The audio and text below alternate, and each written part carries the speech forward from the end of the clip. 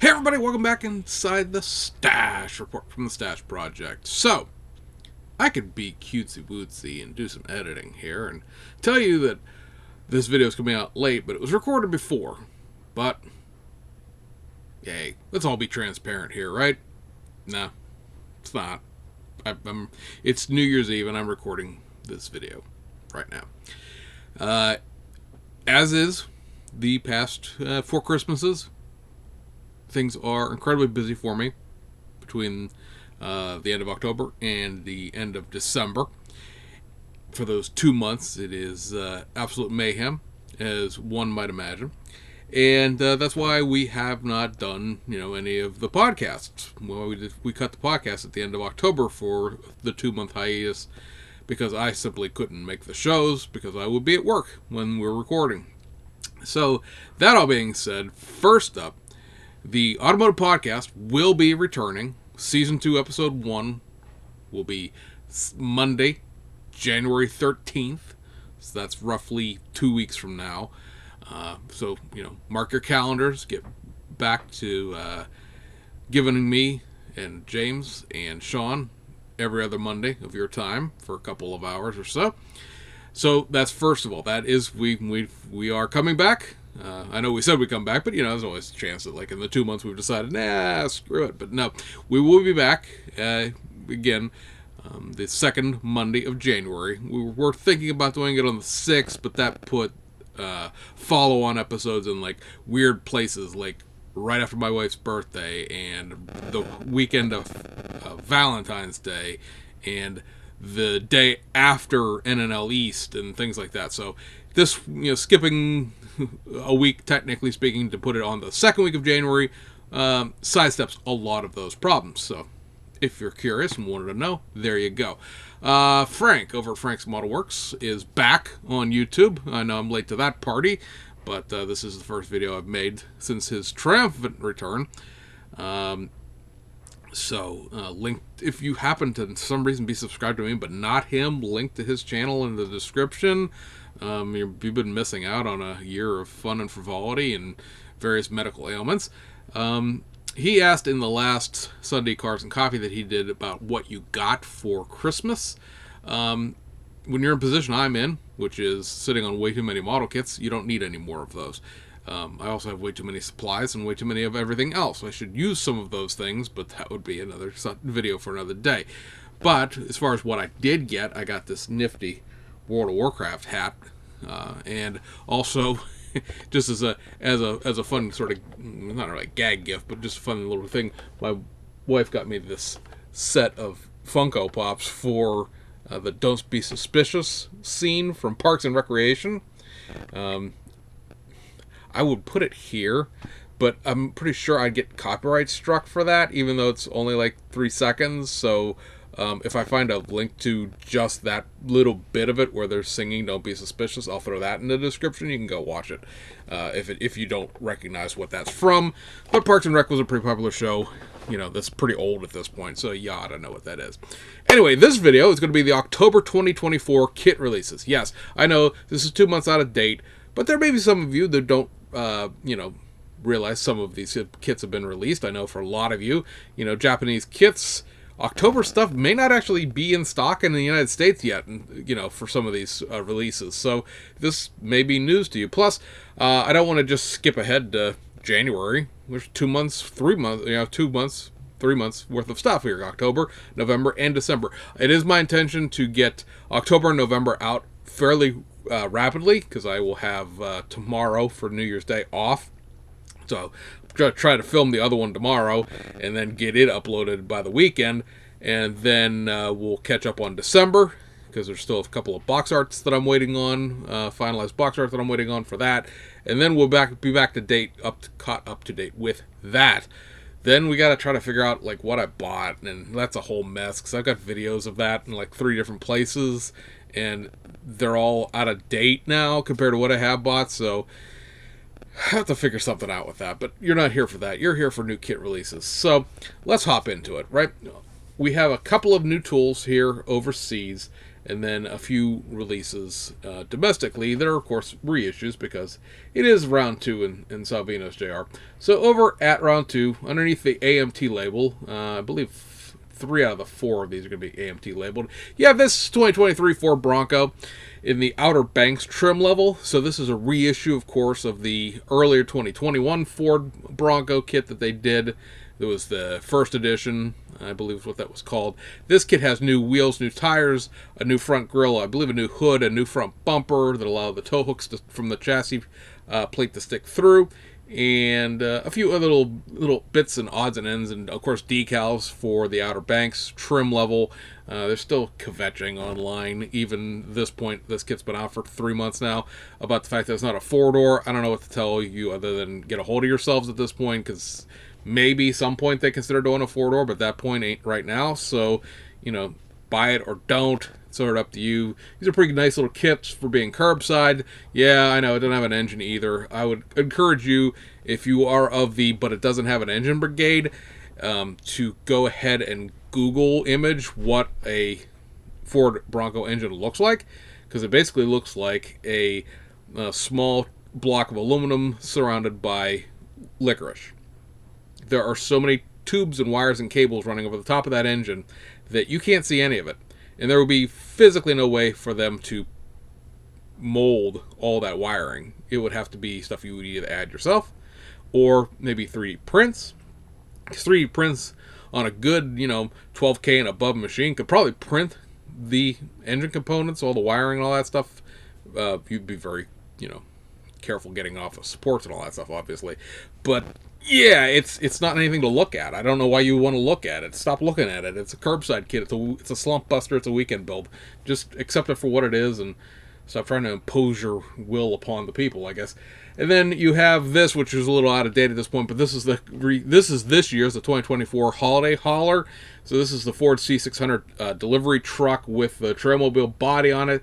It's the 11 bajillionth release of this little short delivery truck, obviously branded for Coca-Cola. This has become a thing that Round 2's done over the last 2 or 3 years, is release one of these every year for Christmas. I don't know how many people actually collect these for the point of collecting them, but they must sell enough of them to maintain the Coca-Cola license, which can't be cheap when you think about it. And, I certainly could see, if you realize that this was a yearly thing, that maybe you would want to collect them. Maybe you'd like to build them. This becomes a new family tradition. Instead of the Lionel Railroad track, you have the Round 2 Coca-Cola haulers. But, if you're interested in that, that's back out. That kit's been around since the 70s. You ought to know what that's about by now. Then you have the silent box release of the 57 Ford Thunderbird. I always enjoy a good silent box art. It's a good one, in my opinion. The end caps will say what it is and stuff like that. This is the newer tool, like 90s era tool, 57 Ford Thunderbird. James Tester built this on his channel. I believe it was earlier this year. It might have been Landa last year. Stuff blends together at this point for me. But I know that he has built this kit. So if you want to go search his channel, if I could, I think it was more than one video for that. I can't just put the video in there because I think it was a 2 or 3 part series. But at any rate, he built this kit if you want to see what's inside of it and how it builds up. And then over on the MPC side of things, you have this reissue of the 1988 Dodge Daytona Shelby Z. It would be really nice if this actually had real Shelby Z wheels in it, but it doesn't. It has the same wheels it's had in it since it was tooled up in 1988. Not a bad kit by any stretch of the imagination. I believe this is the first time it's been out since the early 2000s. I think this got a run. I should have looked this up. I had all this information sitting at one point, and then I don't know what happened to stuff I wrote down, so bear with me with that.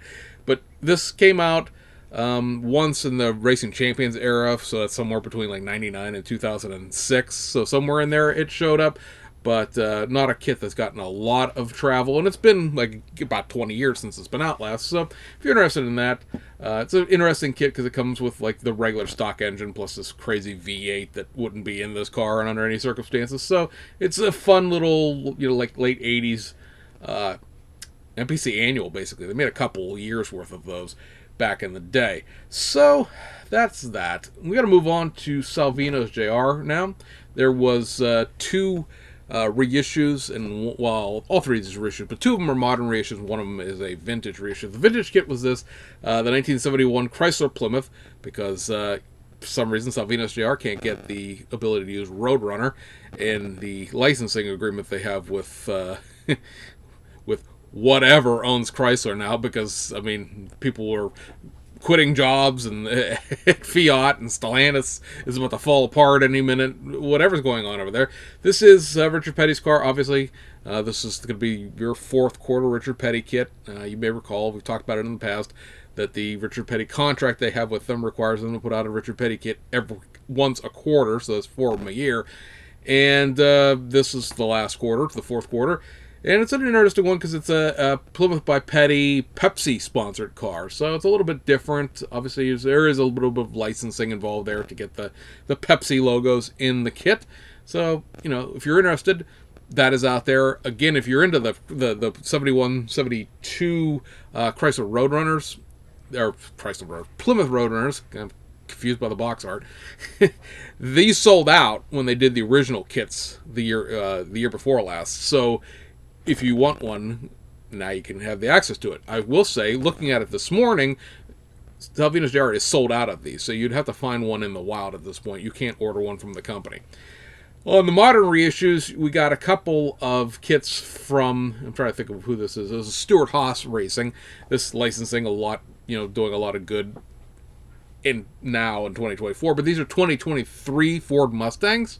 As we sit here on New Year's Eve, the Sojourn to create the new Dark Horse Mustang, the 2024 and will be 2025 car, is finally well underway. They received a test shot of the body here recently before the holidays, so they're thinking March for the release of that, which will cover 2024 and 2025 cars.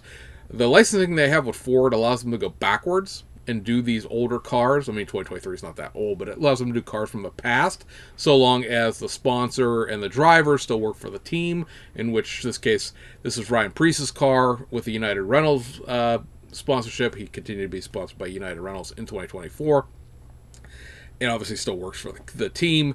And Toyota's does not. Toyota's, for whatever reason, doesn't allow them to go in the past. So there will be no, when they do eventually tool the new Camry body, they will not be doing any 2024 kits from that body, which means that the aftermarket decal guys are going to go bonanza with it, I would guess.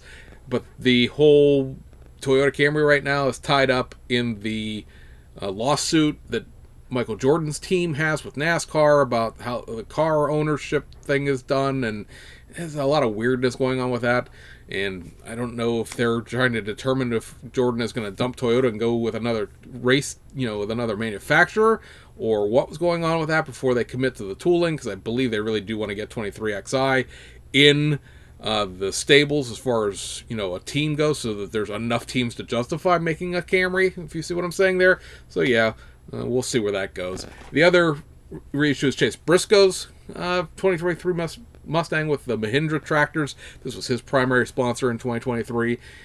If you were looking for some 2023 Mustangs, you may recall there was going to be no more of them. There's going to be no more of them because of the body change to the 2024 Mustang, and then that whole thing needed a whole new body tool cut, and so they went back and have started to backfill the catalog a little bit with some of the 2023 cars. We've seen some of them earlier this year, and it's a continuation of those, and some deliveries and drivers that technically don't exist. Like, we've gotten...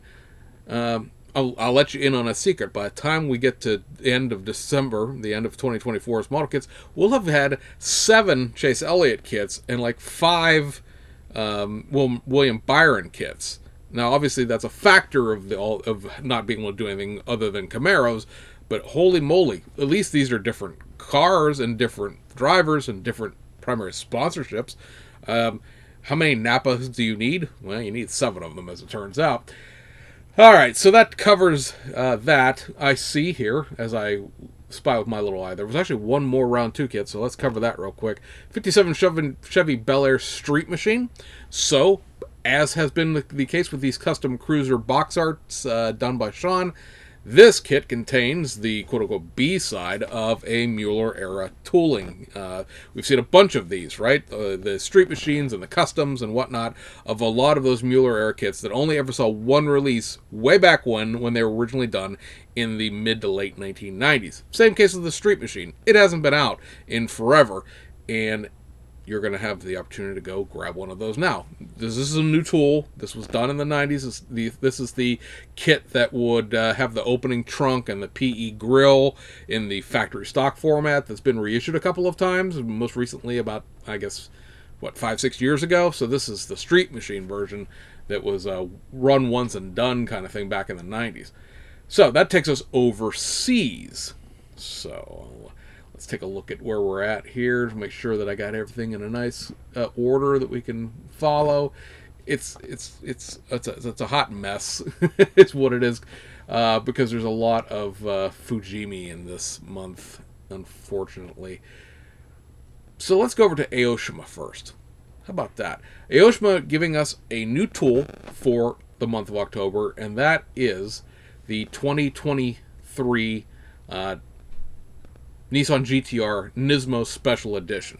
Now, technically speaking, the kit you're looking at on the screen right now in this gray is the only one that's a special edition. This Special Edition GT-R only came in this color. It's a $300,000 car, and it only comes in this color. Now, you can get a Nismo GT-R for just shy of $300,000 in several colors. Probably, I think it's 7 altogether. But the special edition only came in this gray. So in addition to this gray, it also comes in brilliant white, and it comes in vibrant red. These are snap-tight kits, as you might tell, 1/24 scale. These are not the snap cars, or the snap kits rather, that have the 1/32 scale, very basic. These are a little more robust. Think somewhere along the lines of the Revell snap-tight kits from the early 1990s, where there were 70-80 pieces. Now, some of those, of course, had engines like the Caprice Fire police vehicle and a few other things. This is a pure curbside, but it is not a like 10-12 piece snap-tight kit like the 32nd scale ones are. The only sort of downside to this, and this is me being nitpicky, is the fact that this does have a small sheet of water slide decals, and it has a lot of Mylar decals. But it basically is molded in 2 colors, black and red, or black and white, or black and gray. And all of the black areas on the car, if you can't tell from looking at the box art, they're all carbon fiber, including like the vents over the wheels, the bumpers, the side skirts, and the roof, and the hood, and all that. All of it is carbon fiber, not a stitch of it is given to you in the kit. Now, obviously, if you're starting out somebody in a 1/24 scale snap-tight kit, you don't want to bury them in carbon fiber decals. But if you want to make the car look like the real thing, understand that you're going to be making your own templates and putting your own carbon fiber on if you care about that sort of thing in the first place. You may not care, in which case, bully on you, I guess. We're mentioning these. These are long-standing kits, but they're getting reissued for the first time in a little while because attached to an anniversary of the cars. I had everything all lined up here, and then I completely lost it. So let's go back and find out what is the anniversary on this. I don't think it says. No, it doesn't. It tells me what I know what this series is because, well, you can read the English part of what the box says, but I was trying to see if this had an actual like XYZ anniversary. It does not appear to be. Anyway. These are both Nissan Leopards, and they're both from the movie series Abunidika. And this was a 80s spoof on, like, buddy cop film.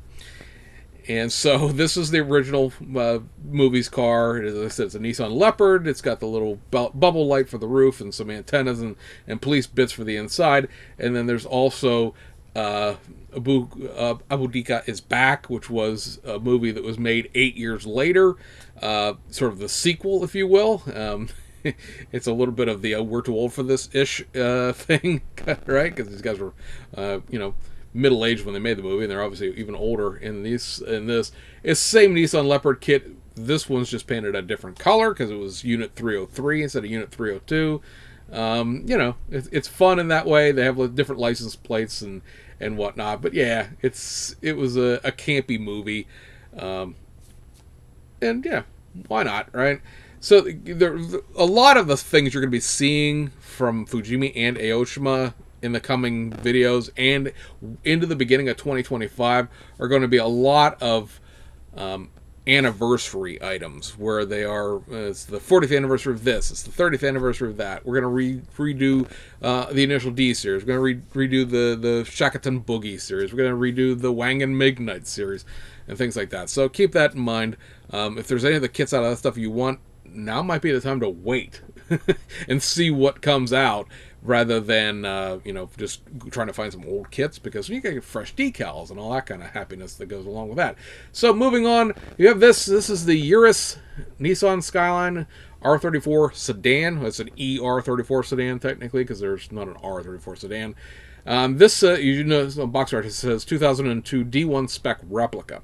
So in the beginning of this year, back in January, the guys over at Urus recreated the D1 Grand Prix drift car that they ran back in 2002. And in doing so, they sort of made a new one. It's not the original one. There's a kit of the original one that floats around. You could tell because it has like racing seats and racing interior, and it's not the new Tool ER34 sedans that they made 2 years ago. So this is that original kit back from like the 2000s, 2001 or 2002 is when that kit came out. And this is a new set of decals and a different set of wheels. Wheels already existed, it's just a wheel set being thrown in here, but it's a brand new set of decals. And what I love about this is, oh yeah, that's cool, right? It looks great, blah, blah, blah. And then you go into the description for the kit itself. Please note that the rear spoiler, roof spoiler, side mirror, sunroof, and interior may differ from the actual vehicle. So we've made this new replica of the new replica, and it's not that much of a replica. Ooh. Hate to see that. But yeah, I mean, it's cool looking, I'll give them that, but it's unfortunately it's sort of the Hasegawa legacy, right? Where we're going to make a new thing, but not any of the parts you need for it. They did that. So, yeah, not the best look, but it is what it is. Moving over to Fujimi, this is technically a new tool. Now, technically, this isn't the... this is technically a new tool, technically. Wow, that was redundant. So, this just in from the redundancy department. New tool. This was already been released by Academy as a Kia Bristla. It is the other side of this tool as far as headlights, taillights, mirrors, trim, and decals and stuff like that go. This was originally tooled up and shown as KA models as a Mazda Familia. This is being released by Fujimi, which is what happened to the motorcycle that they did back in the day. I'm trying to think if I have one right here in front of me. I used to, but I guess I must have put it away. One of the very few things that's actually been put away around here. That one was also done by KA up front. Was released by them as a smaller motorcycle that had a smaller bed and frame, and then there was a commercial version of it. The name of it's going completely out of my head, and like I said, I don't have it in front of me, so I can't tell you what it is off the top of my head. And that had a longer frame and a bigger bed, and technically had a larger engine, but that was pointless because it was curbside, right? And that kit was released by Academy and Fujimi. I don't know what the deal is with the connection there as far as Academy and Fujimi, because Academy likes to use other people's tooling. The thing is, for KA, Academy is the one who actually tooled the kit. Academy owns that tooling because they're the ones in South Korea who make models, right? So this is the Academy tooling in a Fujimi box, released as the Mazda Familia. There's a couple of different grills in here and a few other odds and ends in this kit that allow you to build like two different kind of Mazda Familias. I think it's a couple different years of them. It's very hard to get information about this car, like the specifics of what would go with what, other than just building it like the box art car, as far as the, it's a Mazda Familia Presto from this certain year range, but there are more than just those parts, and I don't know if that means there's going to be another one or what the deal is with that exactly. It is sort of a weird thing because I believe from looking at it, all of the Kia Bristol parts are actually, or it might be Brisla, but anyway, all the Kia parts are in this kit, but there's no Kia decals. All the Mazda parts are in the Kia kit, but there's no Mazda decals. So in order to build one or the other specifically, you have to buy the kit that's attached to the name. So it's a very quirky little car. It's a weird boxy little thing. It was, like, it was an exported car to Kia. Obviously, Mazda made it, but it was one of the first sort of quasi non-Ford Kias that was done. A lot of the Kias before that were sort of rebranded Ford of Europe cars, and this one was at least the first sort of Asian Kia that existed. So, yeah, at any rate, Mazda Familia there if you want it. So, moving along with the Fujimi stuff. You have this, which is another reissue of their Suzuki Jimny JB64 in their Easy Kit line. This is chiffron ivory metallic with a black roof. It is, well, there's a little itty bitty picture down there in the bottom right, and then it's sort of that same color as the one in the background of this. This kit's existed for about 3 years now. Nothing necessarily special about it. It's a nice little snap-tight kit. These do tend to be a little pricey in the whole scheme of things. Like, they're like $42 in Japan. But, the other solution to this, of course, will be that Aoshima is going to do a snap-tight version, their own snap-tight version of this in the coming months. So you may want to wait, I guess, or not. It all depends. This one only comes with the Mylar decal, so there's no water slides in it. That's unfortunate. Alright, so, bad edit, but I couldn't remember what the heck this car was, and then I went to look for it online, and it didn't say what kind of car it was either. So this is a Daihatsu Mira Vivian S. Look at that. Look at that 80s K car. Yeah, so this is an 80s K car. There is a Daihatsu Mira that has been out for a while that Fujimi did. It is a turbo version, is called the TRXX, which was a car that was made as a street-going version of a homologated race car. This is apparently the more sedate one you take out to the cafe restaurant Vivian. This is impossible to find information on this car because, yeah, it's a Daihatsu. There's not a lot of information about that in English to begin with. This specific version of it is not mentioned like anywhere in any literature. You can find a whole bunch of different Mira versions covered in various places, but the Vivian S, not one of them. Not a new kit. This is something that Fujimi has done before in the past. It rocks this really awesome plaid seats. There's almost, to be perfectly honest with you, there's almost like a weird movement in Japan right now with these various kits where it's like, who can release the car that had the kookiest fabric interior? And then let's obviously replicate it with decals because you can't replicate it by painting it. I mean, I guess you could replicate by painting that this is a fairly squared, a bunch of squares in a rectangle kind of thing. If you want to tape that off, I guess you could. You'd have a whole heck of a lot of backfilling with little squares to get the grid pattern on it. But yeah, all right. So anyway, I now looked at the production version of the decals rather than the preview version, and yeah, those say Daihatsu Mira on it. So I could have saved myself a whole bunch of stopping the video and randomly searching for stuff that I couldn't find. The Daihatsu kit is a snap-tight kit, so it's a very basic kit. It's roughly about 50 pieces or so, but it's certainly be a conversation piece. The TRXX has been around a few times since this kit was tooled up in the 90s. The Vivian has not been released since its original version, so this is a 25, 30 years between release kind of kit, but it's a Daihatsu, so yeah, check your mileage, right? Your mileage may vary.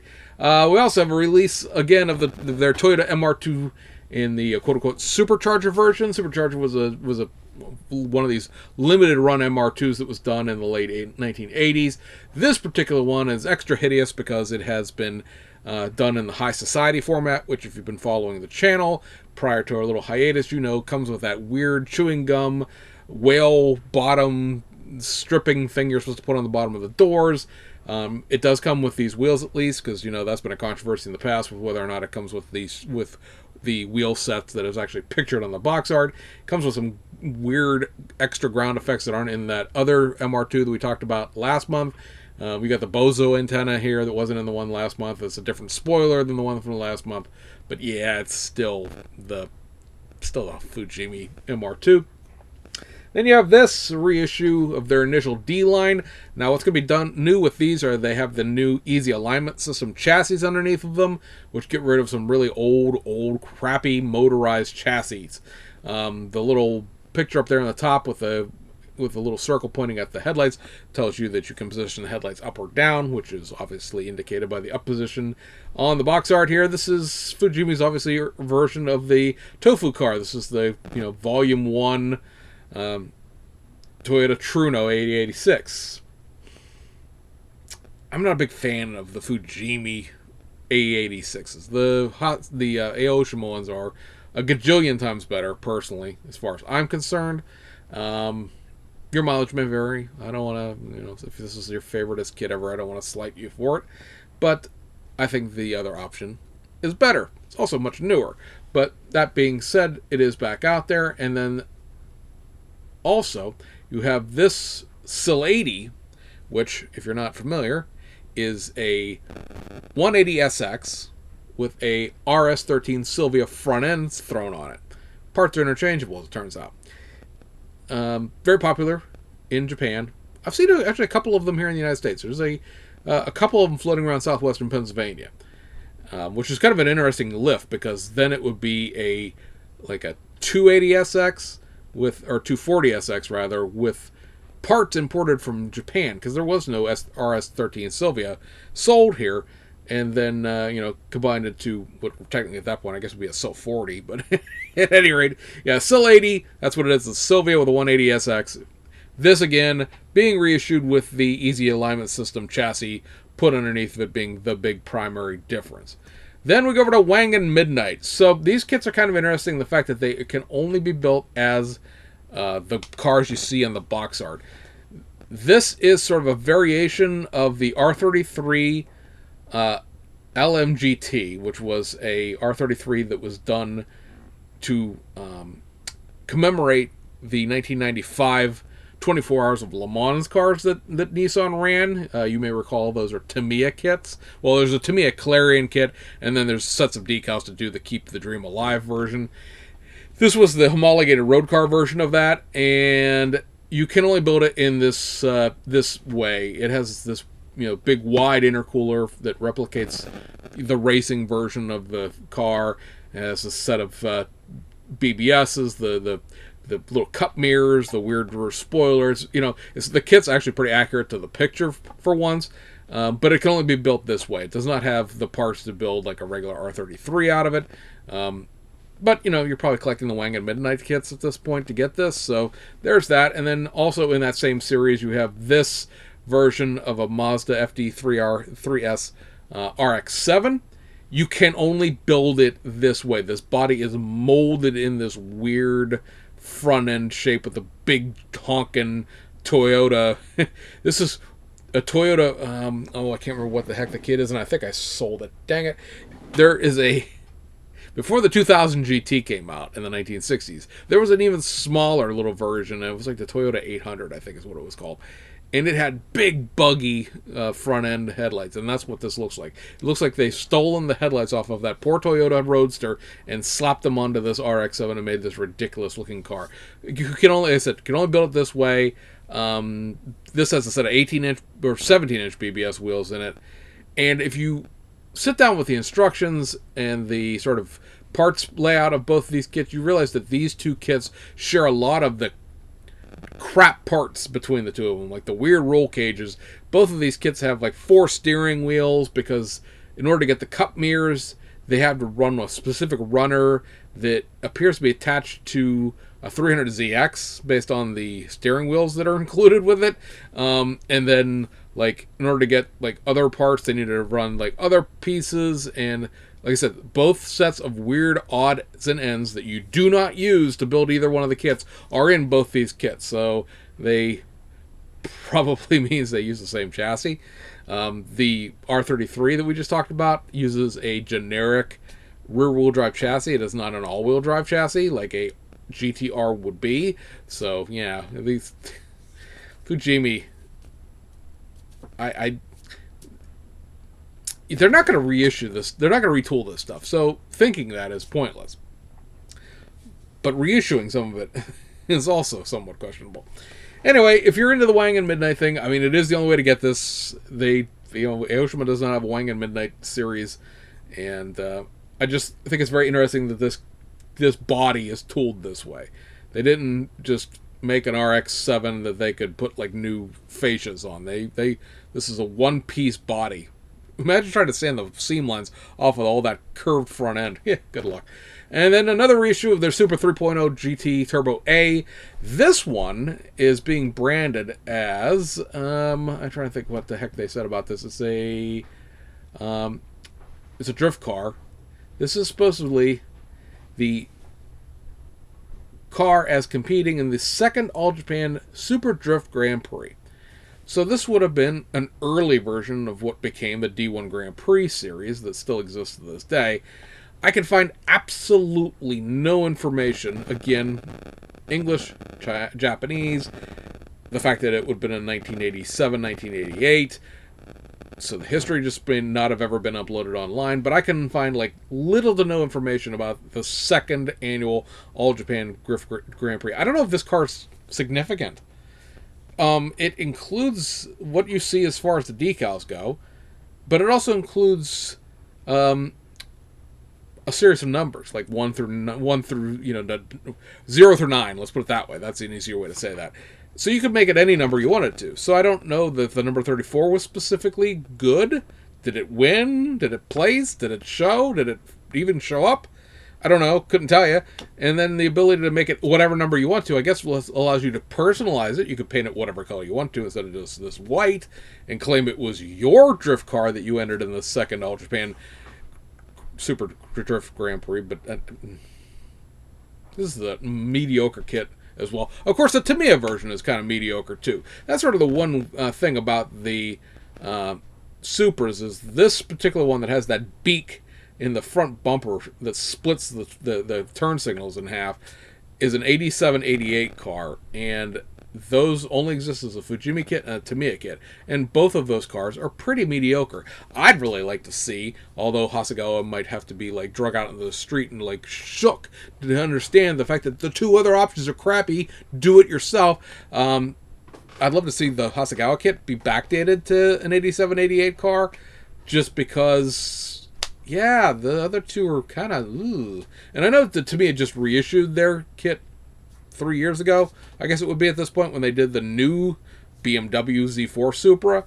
But it's just not a good kit. I have one because I want to build the Minolta car, but it's just... kind of kit. And this one is worse than... it's... because it's got that weird half roll cage where it's just the back half of the roll cage, and it's just a bunch of junk parts. It's on a motorized universal chassis that it shares with several other cars. It is just not a good deal. If you can, I would suggest avoiding it if you haven't gotten that drift yet. So that'll take us over to Hasegawa, where things are reissuey this month. First up, you have this. It is a Toyota Celica liftback 1600 GT with genuine aluminum wheels, or production type steel wheel, as the box art says. This is the newly tooled body interior kit that came out a few months ago, with the steel wheels added to it. That's it, just the steel wheels added to it. Otherwise, carries on as it was, molded in green like the box art car is here. There will be a more significantly changed version of this coming in January, which I think will be something to keep your eye on. But if you haven't gotten one of the liftbacks yet, this is the chassis and stuff like that is from like 1994. Everything else is new, and the chassis is pretty decent for what it is. And it's a chassis. You ain't gonna look at it anyway. This is the Mini Cooper Heritage Edition, 1997. The next in the series of late production Mini Coopers that Hasegawa has been doing. This particular kit has, let me see here, what was it? It's new front seats, new back seats, and then I think there's also a door panel change. It may not actually be a door panel change, or not a door panel, steering wheel change, but I believe the steering wheel has been in the kit in the last several releases of this, so it's not necessarily like new in the sense of being like a newly tooled part. It's just something that in the past you have not used, so that's, you know, kind of fun. I'm trying to see what the actual literature says, if it says it has anything else. New front and rear seat parts. I believe the steering wheel is also has not been used before. Anyway, in 1997, they did this run of them that were done in original Mini Cooper colors from the 1960s. So figure this being like a 30th anniversary type of thing. And this car is molded in this powder blue that you see on the box art. And then, you know, if you don't want to do powder blue, it's up to you to do the research to figure out what else heritage color wise you could have gotten this car in. But it was a real thing. It's a real trim level and everything like that. Got to remember that most of these late production Mini Coopers were sold in Japan, because they were the only ones that thought this was like a status symbol at that point. Most people would long since pass these cars on, even in the UK. But, you know, it's an option. I mean, Hasegawa makes good model kits. There's no doubt about that. So there's, you know, I don't want to bang on it too hard, but it's kind of a weird thing. And then next up, you have the FET Powercraft GTR from the 1993 Japanese Grand Prix or Japanese Touring Car Championship Series. So this kit has, I believe, a couple of new parts. Let me make sure. I think it's got new wheels. Yes. So the wheels that you see there on the box art, those BBS wheels are new to this kit.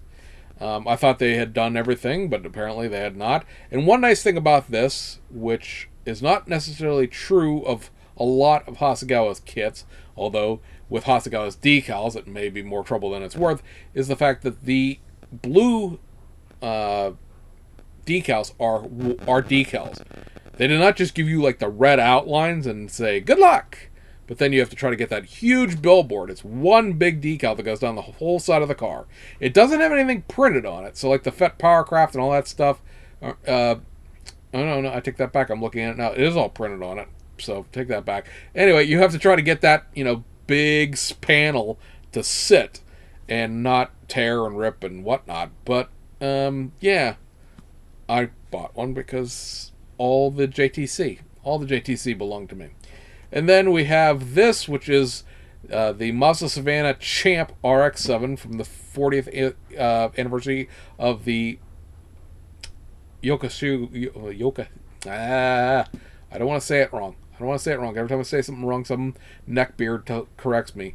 The Yoroshiku Mecha-Doc series. 40th anniversary of the animated cartoon.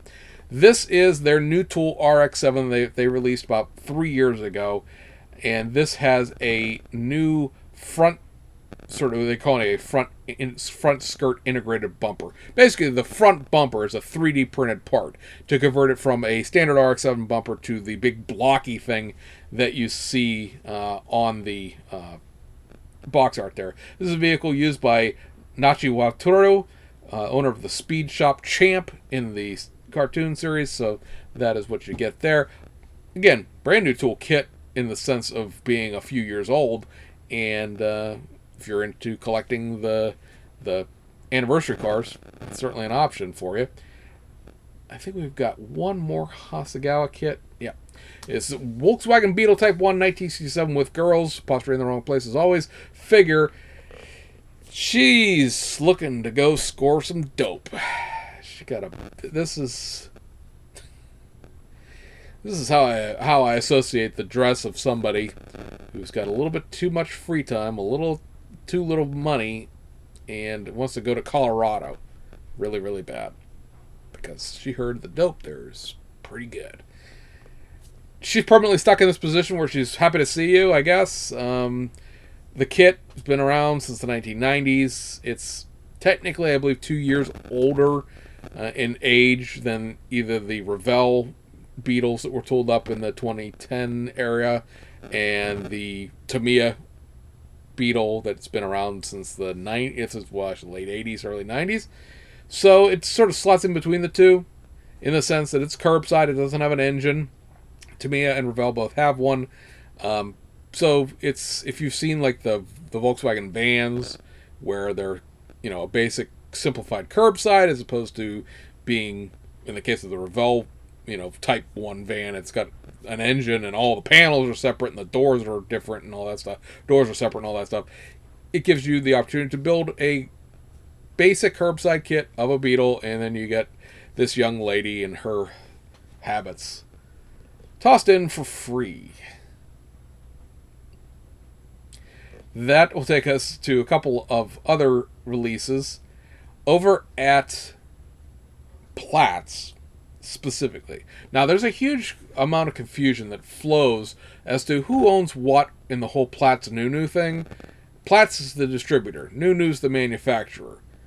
Platts is the largest distributor of hobby items in Japan from outside of Japan. So Platts distributes Italeri, it distributes Round 2, it distributes Salvino's JR, it distributes Mobius within Japan.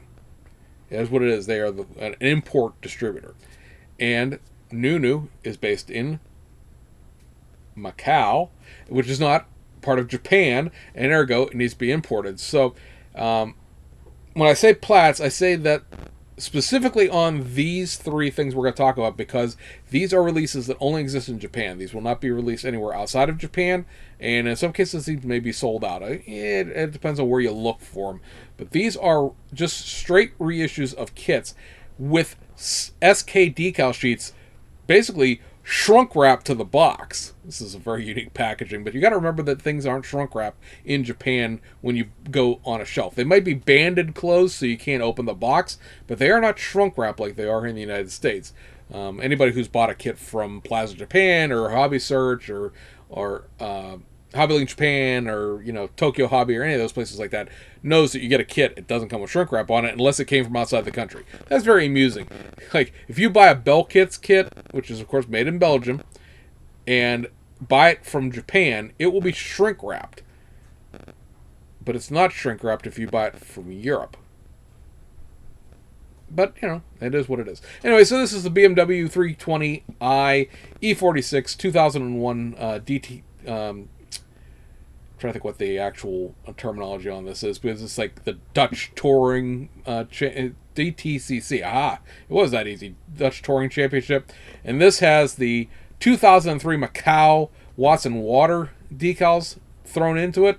You can build one of three different drivers' cars there. They're all basically the same. It is just the window surround color that is different between the two of them that differentiates the drivers. And then you have a reissue of the Audi A4 Quattro 1996 British Touring Car Championship kit. And this has the ABT Sportline Hal rotor or hay rotor decals included in it. Really cool car. Banana yellow with this set of decals on it, so it's a different option for it. And the kit's molded in silver, so at least you don't have to try to paint some weird color to make a yellow car. And then lastly, from this little line of things, is a reissue of the 2008 BMW 320. This has the 2008 World Touring Car Championship Team UK decal stuck in it. So these are, like I said, were very limited.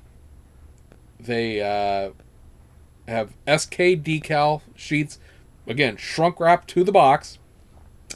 And you get the whole, you get the decal sheet, you get the placement guide, the whole thing. It's just sort of a little deal that Frankie has worked out with Platts to let them reissue a kit with a little extra value tossed in. These kits are running about, I'd say, $10 more than the original releases, which for a roughly $15 to $20 decal sheet is not a bad deal if you can find one someplace and snag one before they sell out. Looking online right now, the Audi is in stock most places, and it looks like the two BMWs are on back order.